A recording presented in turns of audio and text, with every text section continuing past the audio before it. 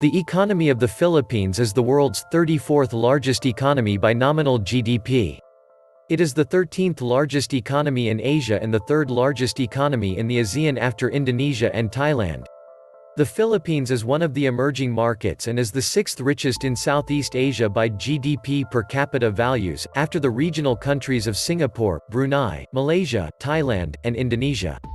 Since its independence, this Southeast Asian nation had massive and frequent political upheaval resulting in degradation of the economy. This resulted in many Filipinos seeking a job overseas, which contributes 8.6% of the economy. It has been listed by Goldman Sachs as the next big 11 countries. It was the second wealthiest country of Asia after Japan in 1960s. Today, 60 families in the Philippines are controlling most of the economy. Welcome to the Atlantis Report.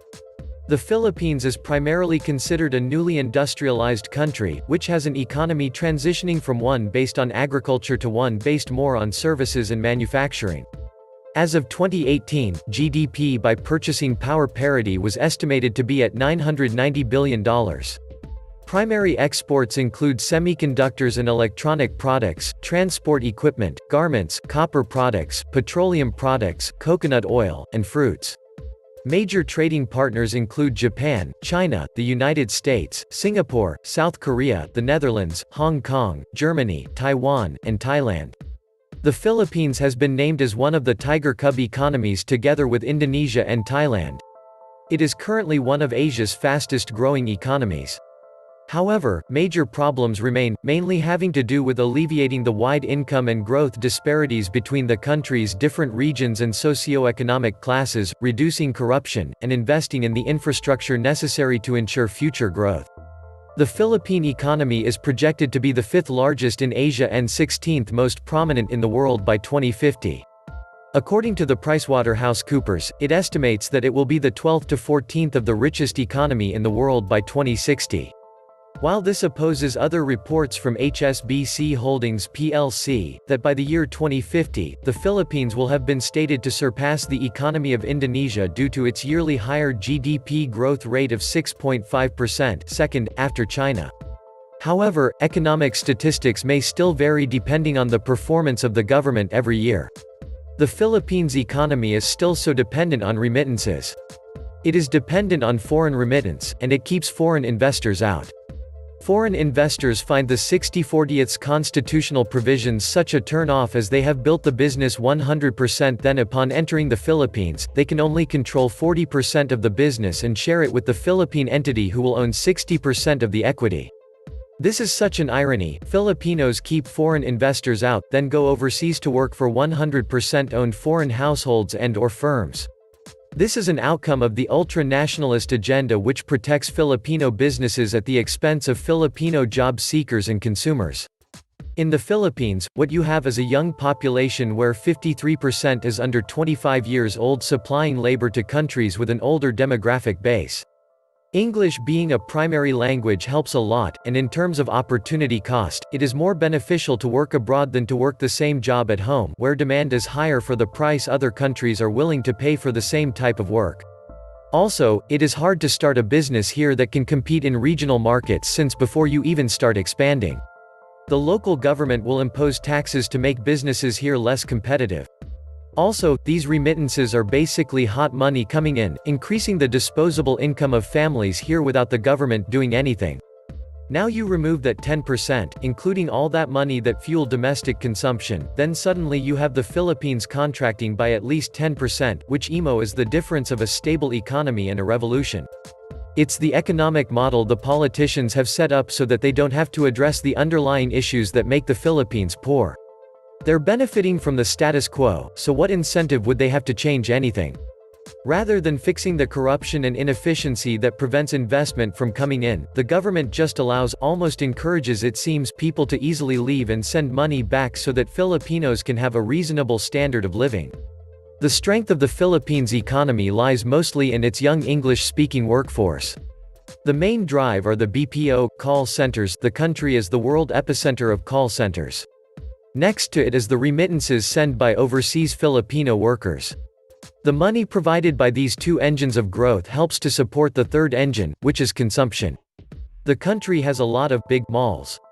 For now, the Philippines is enjoying a high rate of growth, which is good. More middle class means more sustainable growth for the country. But as every growth story, there's also risk. For the Philippines, there are three main risks. The country is not industrializing fast enough. Its over-reliance on BPO, remittance, and consumption creates a looming import risk. A young country should focus more on creating things instead of consuming like there's no tomorrow. AI and blockchain technology could severely impact the country's BPO industry. The efficiency offered by these new technologies could render millions of Filipinos jobless. The third one is happening as we speak. It's the onset of robotics and immigration strains. Yes, it is cheap to employ Filipinos, but for how long? And this is the main problem of the Philippines economy. It is called, Sections 10 and 11, Article 12 National Parsimony. It basically means that foreigners who do business, invest in the Philippines can only have 40% of their share while their Filipino partners get 60%. The basic economic issues in the Philippines for a long time are poverty, corruption, and lack of education. Poverty, many Filipinos think that the cause of poverty is the lack of education, which is true. For example, the parents from a poor family and who don't have an education tend to have more babies than those who are in the middle class because they don't have any knowledge of family planning. While rich people in the Philippines only had 1 or 2 babies, they can focus on their future. The poor become poorer. The rich become richer. Aside from this are graft and corruption in the government, and the opportunities are centered in urban areas. These contribute to wealth inequality distribution in the Philippines. Employment often requires a lot of manual labor for insufficient income to support even a small family. The financial security for people that become disabled or too old to work is very weak, and as a result, many people cannot afford basic medication needs and health care. Although there are many people who show great charity for others, young adults often begin their careers with heavy financial burdens from medical expenses incurred on behalf of their parents. Corruption in the governmental infrastructure is a big issue also, although it seems that President Duterte's regime has reduced this somewhat. I believe that improving education, industry, and environmental awareness would do wonders for the economy here. Limited natural resources require better recycling, sanitation, and management of renewable resources. Regional instability is also hindering economic growth throughout the country, especially in the southern provinces. And now the political issue in the Philippines. As you know, good politics leads to good businesses, which leads to good economy. Corruption, instability, security issues, regulations and government legislations as well as protectionist laws, corruption on every level from 1946 to 2016 has made the Philippines a hopeless mess for the first 70 years of independence. Very low direct foreign investment seriously restricted by the oligarch protectionist economic policies. This is one of the main reasons why 13 million overseas Filipinos are legally and illegally working overseas. Poor overpopulated countries have high tariff barriers and terrible low levels of direct foreign investment to employ their own people inside their own country. Low wages and contract labor laws keep the country unproductive. Filipinos love to spend and not save. Also, you cannot seriously have strong economic GDP growth when the birth rate is the highest in Asia. Serious lack of infrastructure and corrupt delays in the movement of goods through the ports has given the Philippines a bad name also. The lack of a domestic manufacturing base, the lack of sufficient employment at a reasonable wage to sustain a fast-growing population, the overdependence on remittances that create a dependency mindset, a lack of infrastructure to support economic growth, the concentration of economic power amongst a narrow elite, corrupt church and generally corrupt government officials. The above issues are being tackled slowly but will require a huge cash injection from China or another sympathetic power to propel the country forward. The current strong rates of economic growth are misleading as they come off the back of decades of almost no progress. The major economic problem is the lack of knowledge of political leaders and the corruption that has plagued the country, remarkably started by the world-breaking looting of the Marcos regime. The oligarchs were created during the Marcos regime. The culture of corruption in the government was especially kick-started during the time when the people has so much trust in Marcos in his early years until he abused his power and tried to hold on to it for as long as he wants. Now, the Philippines is losing its track to economic boom because of corruption and poor leadership. The new President Duterte has records of alleged corruption that are still not answered up to this day. He also appointed incompetent cabinet members who are longtime friends. Just recently, the president admitted on national television that he owes the Marcoses his winning of the elections due to the financial support from Imee Marcos, daughter of the late dictator Marcos, for his presidential bid.